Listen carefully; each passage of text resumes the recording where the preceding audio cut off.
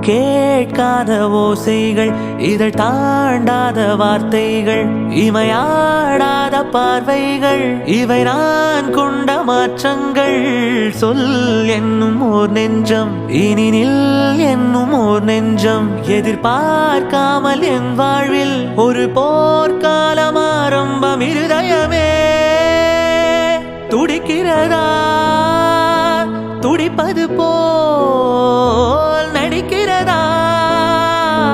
உரைத்திடவா மறைத்திடவா? ரகசியமாய் தவித்திடவா?